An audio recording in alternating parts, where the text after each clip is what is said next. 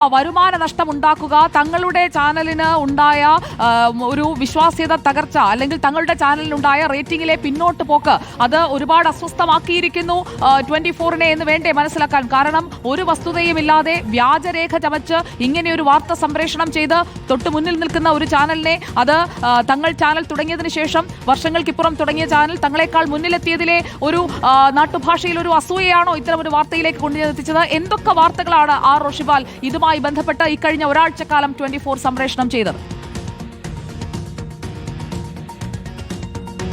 സുനിയ, ബാർക്കിന്റെ വിശ്വാസം തകർക്കുന്ന രീതിയിൽ ബാർക്കിലെ റേറ്റിംഗ് തട്ടിപ്പാണെന്ന രീതിയിലാണ് വാർത്ത പുറത്തു വന്നത്.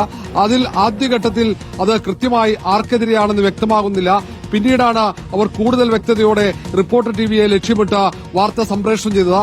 അതിൽ വലിയ രീതിയിലുള്ള തട്ടിപ്പ് പണം ഉപയോഗിച്ച് റിപ്പോർട്ടർ ടിവി മാനേജ്മെന്റ് സ്വാധീനം ചെലുത്തിയെന്ന ആരോപണമാണ് ഉയർത്തിയത്.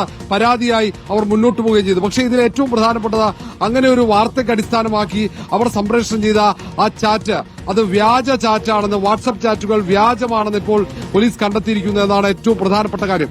അങ്ങനെ ഒരു വ്യാജ വാർത്ത സൃഷ്ടിച്ച് റിപ്പോർട്ടർ ടിവിക്കെതിരെ നീങ്ങാനുള്ള നീക്കം കഴിഞ്ഞ കുറെ കാലമായി റിപ്പോർട്ടർ ടിവിക്കെതിരെ ഇങ്ങനെ പല ഇടങ്ങളിൽ നിന്നും നീക്കം നടന്നിരുന്നു. പ്രധാനപ്പെട്ട വാർത്തകൾ റിപ്പോർട്ടർ ടിവി പുറത്തെത്തിക്കുന്ന ഘട്ടത്തിലാണ് റിപ്പോർട്ടർ ടിവിയുടെ വിശ്വാസം തകർക്കാനുള്ള നീക്കം നടക്കുന്നത്. നേരത്തെ പെൺകുട്ടികൾക്ക് വേണ്ടി, അതിജീവിതമാർക്ക് വേണ്ടി പോരാട്ടം നടത്തുന്ന ഘട്ടത്തിലാണ് കൃത്യമായ പദ്ധതി ആസൂത്രണം ചെയ്ത 24 ഇങ്ങനെ ഒരു വാർത്ത റിപ്പോർട്ടിനെതിരെ സംപ്രേഷണം ചെയ്തത്. ആ വാർത്തയ്ക്ക് അടിസ്ഥാനമായ വാട്സ്ആപ്പ് ചാറ്റ് തന്നെ വ്യാജമാണെന്ന് പോലീസ് കണ്ടെത്തിയിരിക്കുന്നു.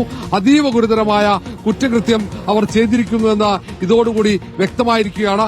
ബാർക്കിന്റെ കൂടി വിശ്വാസ്യത തകർക്കുന്ന രീതിയിൽ ബാർക്കിന്റെ ഒരു മുതിർന്ന ഉദ്യോഗസ്ഥനുമായി ഇങ്ങനെ ഒരു ഇടപാട് നടന്നുവെന്ന് വരുമ്പോൾ നാട്ടുകാർക്കിടയിൽ ഒരു സംശയം ജനിപ്പിക്കുക, ആ സംശയം മുതലാക്കുക, അതാണ് ശ്രമിച്ചുകൊണ്ടിരുന്നത്. പക്ഷേ കഴിഞ്ഞ വ്യാഴാഴ്ചയാണ് ഈ വാർത്ത സംപ്രേഷണം ചെയ്തതെങ്കിൽ ആ വ്യാഴാഴ്ച അടക്കം ഉൾപ്പെടുന്ന റേറ്റിംഗ്, ആഴ്ചയിലെ റേറ്റിംഗ് ഇന്നലെ വരുമ്പോൾ അതിലും 24-നേക്കാൾ ബഹുദൂരം മുന്നിലാണ്. ഇരട്ടിയിലധികം പോയിന്റുകളുമായി മുന്നിലാണ് റിപ്പോർട്ടർ എന്ന ഒരു വസ്തുത കൂടി ജനങ്ങളുടെ മുന്നിൽ നിൽക്കുകയല്ലേ. പിന്നെ ഈ വ്യാജ വാർത്തകൾ വീണ്ടും കൊടുത്തുകൊണ്ടിരിക്കുന്നതിൽ എന്താണ് ഇവർക്ക് കിട്ടുന്ന പ്രയോജനം? റോഷിപാൽ,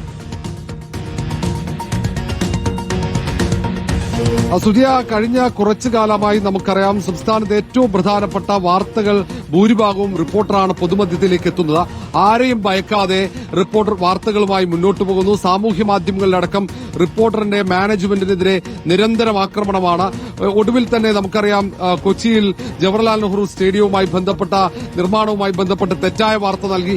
അതിന്റെ ദൃശ്യങ്ങൾക്ക് അത് കൃത്യമായി പരിശോധിക്കാതെ വ്യാജമായി ബോധപൂർവം വാർത്തകൾ പല മാധ്യമങ്ങളും നൽകി. അങ്ങനെ നിരന്തര റിപ്പോർട്ടർ ടിവിയെ ലക്ഷ്യമിട്ട്, കാരണം വളരെ കുറഞ്ഞ സമയം കൊണ്ട് ഏറ്റവും കൂടുതൽ ജനപ്രീതി ഉണ്ടാക്കിയ ചാനൽ മാത്രമല്ല ജനങ്ങൾക്കിടയിൽ വിശ്വാസത്തെ നേടിയെടുത്തതിന്റെ കൃത്യമായ ആ വിശ്വാസത്തെ തകർക്കുക എന്ന ലക്ഷ്യം തന്നെയാണ് പലപ്പോഴും നമ്മൾ നടത്തിയ പോരാട്ടങ്ങളുണ്ട്. ആ പോരാട്ടങ്ങളൊക്കെ നടത്തുന്ന ഘട്ടത്തിലാണ് ഈ തരത്തിൽ സ്ഥാപനത്തിനെതിരെ റിപ്പോർട്ടറിന്റെ വിശ്വാസം തകർക്കാനുള്ള ശ്രമം മറുഭാഗത്ത് നടക്കാറുള്ളത്. അതേപോലെ തന്നെയാണ് ഇപ്പോൾ പ്രധാന വാർത്തകൾ നിൽക്കുമ്പോൾ അതിൽ പ്രധാന തെളിവുകളടക്കം പുറത്തുവരുന്ന ഘട്ടത്തിലാണ് റിപ്പോർട്ടിനെതിരെ ഇങ്ങനെ ബാർക്കിനെ ചേർത്തുകൊണ്ട് പ്രധാനപ്പെട്ട ചില തെറ്റായ വാർത്തകൾ